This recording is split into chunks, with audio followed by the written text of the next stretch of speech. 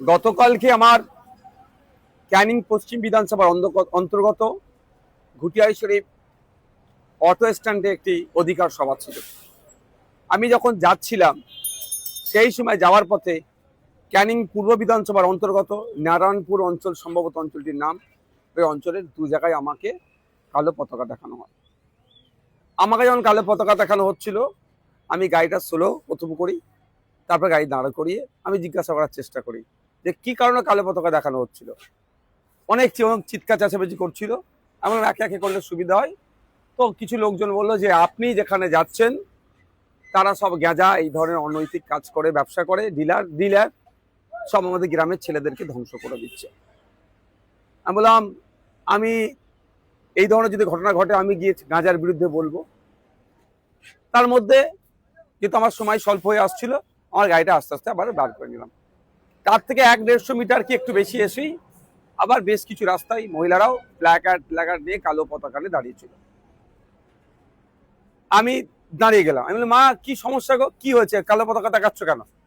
না, আপনাকে আমরা শ্রদ্ধা করি, সম্মান করি, আমাদের অঞ্চলে আপনাকে স্বাগত জানাই, কিন্তু আপনি যেখানে যাচ্ছেন তারা কে জানেন? আমি না তো, কে, তারা কারা? এ ধরনের কথাবার্তা আদান প্রদান হলো। তাদের বক্তব্য হচ্ছে যে আমার যারা প্রোগ্রাম অ্যারেঞ্জ করেছে তারা নাকি ওই ধরনের অনৈতিক কাজ করে, গাঁজা টাজা এ ধরনের সব ডিলার্স দিয়ে। আমি বললাম, মা আমি যদি স্টেজে উঠে গাঁজার বিরুদ্ধে বলি তোমরা খুশি হবে তো? শুধু খুশি না, এটা বললাম, আমি যদি মা স্টেজে উঠে গাঁজার বিরুদ্ধে বলি তাহলে আসবার সময় আমাকে চা খাওয়াবে তো? বললো হ্যাঁ। কারণ তারা বলছিল এই গাঁজা টাজা খেয়ে তাদের পরিবারের ছেলে পেলে পুরো ফ্যামিলি ধ্বংস হয়ে যাচ্ছে। সত্যিকারে খুবই খারাপ যে কথা বললো। আমি যথারীতি আমার প্রোগ্রাম স্থলে পৌঁছালাম। সময় স্বল্প ছিল, সন্ধ্যা হয়ে আসছিল আমাদের। ফলে আমি যে বক্তব্য দিয়েছি তার একটা বক্তব্যের অনেকটা অংশ জুড়ে গাঁজা, অনৈতিক কার্যকলাপের বিরুদ্ধে ছিল। ঘুটিয়ারি শরীফের মতো পবিত্র জায়গায় কোনো মতেই এই ধরনের অনৈতিক কাজ, গাঁজা ব্যবসা থেকে শুরু করে এগুলো চলতে দেওয়া যায় না। তার সাথে আমি এটাও বলেছি, গাঁজা তার পশ্চিমবাংলা সে অর্থে চাষ হয় না, আসছে কোথা থেকে? বেশি শুনেছি নাকি উড়িষ্যার দিক থেকে আসে। তাহলে পশ্চিমবাংলায় গাঁজাগুলো কিভাবে ঢুকছে? এরা যদি ডিলারশিপ নিয়ে করে গাঁজাটা, তাহলে ঢুকছে কি করে? নিশ্চিতভাবে রাজ্যের পুলিশ মন্ত্রীর দোষ আছে। তাহলে বড় ব্যবসায়ী কি হতে পারে? তখন মানুষ পাবলিক যে যার মতো উত্তর দিয়েছে। যাক, গাঁজার আমি তুমুল সমালোচনা করেছি। গাঁজা মুক্ত শুধু ঘুটিয়ারি শরীফেই পশ্চিমবাংলায় গাঁজা মুক্ত করতে হবে। এতে পশ্চিমবাংলার যুব সমাজ ধ্বংস হয়ে যাচ্ছে, পরিবার ধ্বংস হয়ে যাচ্ছে। বলা প্রোগ্রাম শেষ হওয়ার পরে অগণিত মানুষ উপস্থিত হয়েছিল। সে প্রোগ্রামের স্থলে নোংরামি করার জন্য শাসক দল তার বড় বড় ঝান্ডা লাগিয়ে দিয়েছে। আমি একটা ঝান্ডা সরাইনি, তারা দিয়েছে দিক। ফিরে আসবার সময় যেখানে আমি যে জায়গায় আমাকে মায়েরা দাঁড় করে মানে পতাকা দেখাচ্ছিল, আমি সেখানে দাঁড়ালাম, চা খেলাম তাদের হাতে। যদি আমি কিন্তু গাড়ি থেকে নামিনি, গাড়ি থেকে চা খেলাম, তাদেরকে বললাম, তারা আমার কথা বুঝলো। তারা একটা কথা বলছিল, গাঁজা আর পাত্তার কথা বলেছি, আপনি গাঁজার কথা শুধু কেন বলেছে? কারণ আমি সত্যিকার অর্থে তাদের বললাম, বাবু আমি গাঁজা আর পাত্তার মধ্যে ডিফারেন্স জানতাম না, কি ব্যাপারটা বলো। ওরা একটু ব্যাপারটা বললাম, ঠিক আছে এরপর থেকে গাঁজা আর পাতার বিষয়ে বলবো। যাক, তারা কনভিন্সড হয়েছে। এবং এটাও বলে এসছি যে তারা বলছে তারা আমাদের ফুরফুরা শরীফে নাকি আসেন, আমাদেরকে খুব ভালোবাসেন। আমি ঠিক আছে, তুমি তো আসো যে কোনো একটা শুক্রবারে। যদি মনে হয় আমার সাথে স্টেজে ওই ছেলেগুলো ছিল, এরা গাঁজার কোনো বিজনেসের সাথে যুক্ত, তার নাম আর একটা করে ছবি যদি পারো আমাদেরকে দাও, দেখো তার বিরুদ্ধে আমরা কি ব্যবস্থা গ্রহণ করি। এটাও বলে তাকে চলাম। তারপরে একটা ওই যে বাজারটি ছিল, যে বাজারটির পাশেই ফুটবল মাঠ, নারায়ণপুর মনে হচ্ছে অঞ্চল, ওখানে ওই যে কিছু ছেলে, যে ভাইজান আপনি গাঁজার বিরুদ্ধে বললেন না, আমি যখন আসছিলাম ঠিক এই ধরনের, আমি তাদেরকে বললাম আমার গাড়ি থেকে, ভাই কে বলেছে আমি বলিনি, আমার রেকর্ড তোমরা দেখালে শুনে নাও। তখন ওরা আরো কিছুজন সাইডে আসলো। আমি বললাম গাড়িটা দাঁড় করো। বাবু, আমি আবার গাড়িটার কাঁচটা খুলে, দরজাটা খুলে গাড়ির ভিতর থেকে আমি একটু বাইরের দিকে বার হলাম। তো বললাম যে আমি কে বলেছে বলিনি, তোমাদের কথা শুনে গিয়ে আমি ওখানে বলেছি, না ভাইজান আপনার স্টেজে যারা ছিল তারা নাকি গাঁজা ব্যবসায়ী, গাঁজার ডিলার। আমি বললাম বাবু আমি তো জানি না, তো তুমি আমার ডিটেলসটা দাও, তার বিরুদ্ধে কি ব্যবস্থা গ্রহণ করি দেখি, দেখো তোমরা। আর একটা কথা হচ্ছে, আমাকে একটু ইনকোয়ারি করতে দিতে হবে সময়। এই বলার মধ্যে ওই কিছু সবাই চিৎকার চাচ্ছি, সবাই ওই অভিযোগটাই করছে। আমার সাথে কেউ খারাপ আচরণ তখন পর্যন্ত করেনি। যেটা সত্য কথা সেটা আমি বলতে হবে, মানুষকে জানতে হবে যে অ্যাকচুয়াল ফ্যাক্টটা কি। তারা বলছে আমাদের এখানকার শেষ করে দিল। অনেক মাও ছিল, অনেক বাপেরা, অনেক বয়স্ক, অনেক ইয়াং ছেলে, কলেজ পড়ুয়া ছিল, ভাইজান আমাদেরকে শেষ করে দিচ্ছে। আমি বললাম ভাই তুমি বিশ্বাস করে তো আমাকে আমি সঠিক পথে চলছি বলে অভিযোগটা জানাচ্ছ তো? বললো হ্যাঁ।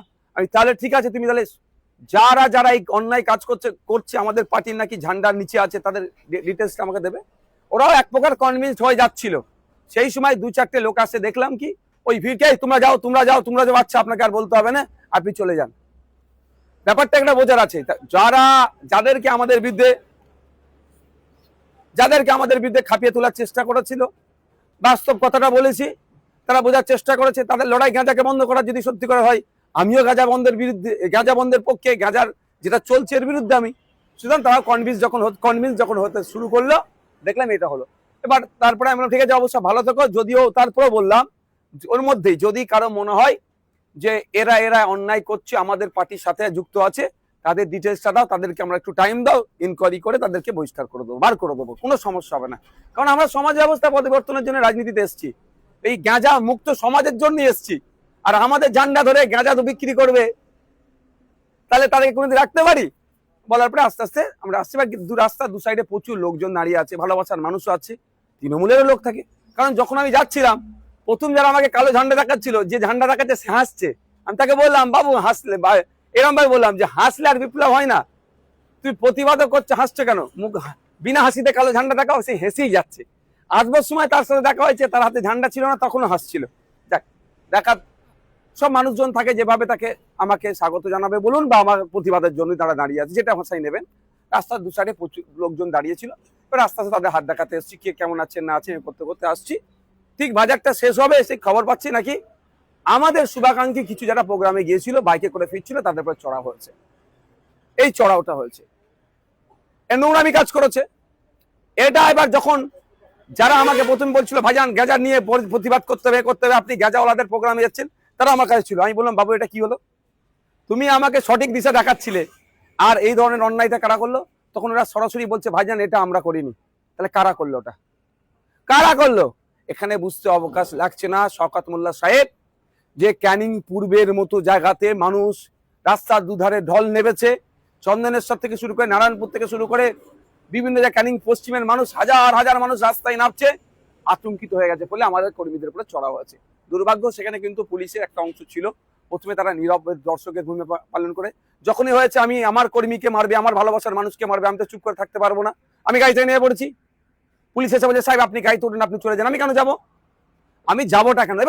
এবার কিছু মানুষজন যারা কিন্তু ওখানে প্রতিবাদ এই গাঁজা নিয়ে কথা বলেনি, তাদের মধ্যে, তারা নয়, অন্য কিছু মানুষ আপনি চলে যান, আপনি চলে যান, আপনি চলে যান এই করছে। এটা বুঝতে হবে ব্যাপারটা। আমার ভালোবাসার মানুষ মার খাবে, আমি চলে যাব? এটা হতে পারে না। আমি জানিয়ে গেছি। পুলিশ এসে বলছে সাহেব আমরা দেখছি, কোনো অসুবিধা নেই, যতটুকু যা ঘটনা ঘটে গেছে আর কিছু হতে দেবো না, আমরা কথা দিচ্ছি, যারা কোনো অসুবিধা হবে না, আপনি যান। আমি পুলিশ যারা ছিলেন ওখানে দায়িত্বশীল, আমি বললাম, কিন্তু আমি এখান থেকে যাবার ছেলে নয়। কারণ আমার কর্মীকে আমার ভালোবাসার মানুষকে মার খাওয়ার আগে আমি দুঘা মার খাতে প্রস্তুত আছি। তারা আমাকে রিকোয়েস্ট করেছে, বা গ্রামের কিছু শুভবুদ্ধি সম্পন্ন মানুষ বললো যে ভাইজান, এবং যারা প্রথমে আমাকে বলছিলেন যে গাঁজাওয়ালাদের প্রোগ্রামে আপনি যাচ্ছেন কেন, তারাও এসে গেছিল অনেকে কাছাকাছি এসে, ভাইজান আমরা দেখছি, আমরা এটা মর্মাহত, এরকমই ভাষা বলেছে, আমরা মর্মাহত, এই কাজটা আমরা করতে চাইনি, কেউ মধ্যিখান থেকে করে দিয়েছে। এবার কেউ মধ্যিখান থেকে করে দিয়েছে সেটা হয়তো উনা বললেও আমি বলছি শওকত সাহেবের ঘনিষ্ঠ মানুষরা এই সুযোগটা নিয়েছে। তো এই অবস্থা হয়েছে। আমাকে আস্তে আস্তে আমরা বাড়ি আসলাম, আমি জাস্ট বাজারটা ক্রস করে আমি দাঁড়ালাম। আমাদের যে বাইক, যারা আমি পুরো খবর নিলাম ওখান থেকে, তাদের উপর আক্রমণ চালিয়েছে, তারা ওখান থেকে যতক্ষণ রেস্কিউ হয়েছে, আমি ওখানে অপেক্ষা করেছিলাম তাদেরকে তাদের বাড়ি পৌঁছাবার জন্য। আমি রাস্তা দেখিয়ে আমি বাড়ি এসেছি। এই হচ্ছে ঘটনা। ব্যাপারটা হচ্ছে, আমরা প্রশ্ন এখানে, অঞ্চলটার নাম কি? সম্ভবত নারায়ণপুর অঞ্চল। ওখানকার বিধায়ককে শওকত মোল্লা সাহেব, ওখানকার এমপি কে তৃণমূলের এমপি, ওখানকার প্রধানকে তৃণমূলের, ওখানকার জেলা পরিষদের সদস্যকে তৃণমূলের, ওখানে সমিতির সদস্যকে তৃণমূলের, ওখানকার নয় সারা রাজ্যের মুখ্যমন্ত্রী কি মমতা ব্যানার্জি। তাহলে গাঁজাটা বন্ধ করার দায়িত্ব কার? প্রশ্ন আমার, যদি আইএসএফ এর ছত্রছায়া থেকে কেউ গাঁজা ডিলার করে, এইটাই তো সুযোগ শওকত সাহেবের কাছে, ওকে ধরে জেলের মধ্যে ভরে দেওয়া। তা করছে না কেন? মানুষকে এই ধরনের প্রোগ্রাম করাচ্ছে বা এই ধরনের প্রোগ্রাম করছে কেন? প্রশ্ন থেকে যাচ্ছে। যেখানের বিধায়ক শওকত সাহেব, তার এলাকায় গাঁজাতে গ্রাম শেষ হয়ে যাচ্ছে বলছে, অঞ্চল নাকি শেষ হয়ে যাচ্ছে, তাহলে গাঁজাটা ব্যবসাটা বন্ধ করতে পারছে না কেন? ওরা তো সরকারে আছে। এমনিতেই আমাদের কর্মীরা কিছু করে না। ভাঙড়ে রাজ্জাক্কা খুন হলো আইএসএফ এর নেতাদের নামে, চিৎকার চাচামেচি করে আইএসএফ এর নেতাদেরকে কিভাবে গ্রেফতার করতে হবে তার জন্য উঠে পড়ে লেগে গিয়েছিল। আর আইএসএফ এর কোনো ওনাদের কথা যদি কেউ গাঁজা বিক্রি করে, এই তো সুযোগ তাকে ধরে জেল খাটানো। সম্পূর্ণরূপে আইএসএফ কে সাথে আর রাজনৈতিক ভাবে পেরে উঠতে পারছে না। সাধারণ সরল সহজ মানুষকে ভুল বুঝিয়ে আমাদের বিরুদ্ধে খেপিয়ে তোলার চেষ্টা হচ্ছে। যখন সেই সহজ সরল মানুষটাকে তাদের ভাষায় আমি বুঝিয়ে দিচ্ছি, ওরা চাইছে গাঁজা বন্ধ হবে, নওশাদ সিদ্দিকীও চাইছে গাঁজা বন্ধ হোক। ওরা বলছে আপনি কেন গাঁজাওয়ালাদের প্রোগ্রামে গিয়েছেন? আমি বলছি গাঁজাওয়ালাদের প্রোগ্রামে কি আমি তো জানি না, আইএসএফ এর প্রোগ্রাম, কারা অ্যারেঞ্জ করেছে আইএসএফ এর নেতৃত্বরা। তারপরেও বলেছি আমি স্টেজে উঠে গাঁজার বিরুদ্ধে কঠোরভাবে বলবো এবং স্টেজে উঠে কঠোরভাবে প্রতিবাদ করেছি। ঘুটিয়ারি শরীফের মতো পবিত্র জায়গাতে কোনোভাবে গাঁজা এই ধরনের অন্যায় কাজকে প্রশ্রয় দেওয়া যাবে না। সারা রাজ্যের ক্ষেত্রে বলেছি। তাহলে স্বাভাবিকভাবে ওরা আমাকে যে কথা বলেছিল আমি স্টেজে উঠে যে সে কথা বলেছি। আর একটা কথা কি থাকলো যে আপনার নাকি যারা অ্যারেঞ্জ করেছে তাদের মধ্যে কয়েকজন নাকি গাঁজার ডিলার, সেটাও বলেছি তাদের পার্টিকুলার যাও, আমি ইনকোয়ারি করে দেখবো, যদি হয় পার্টি থেকে বার করে দেবো। তাহলে সাধারণ মানুষ বলুন বা তৃণমূল যাদেরকে বুঝিয়ে নিয়ে এসেছিল বলুন, তারা আমার কথাতে তারা স্যাটিসফাইড হয়ে গেছে, আমার কথাতে তারা ভরসা পেয়েছে। যখনই ভরসা পাচ্ছে তখন তৃণমূল দেখছে আরে কি করতে গেলাম তার তো উল্টো হয়ে গেল, করতে গেলাম নওশাদ সিদ্দিকীর বিরুদ্ধে খাপিয়ে তুলবো, আবার নওশাদ সিদ্দিকী তাদের হাতে চা খাচ্ছে, নওশাদ সিদ্দিকীকে তারা চা খাওয়াচ্ছে কালো ঝান্ডা ছেড়ে দিয়ে। এই জন্যই তারা হয়তো পিছন দিক থেকে, আমি যখন পার হয়ে যাচ্ছিলাম আমার কিছু বাইক আরোহী শুভাকাঙ্ক্ষী যারা ছিল তাদের আক্রমণ চালিয়েছে।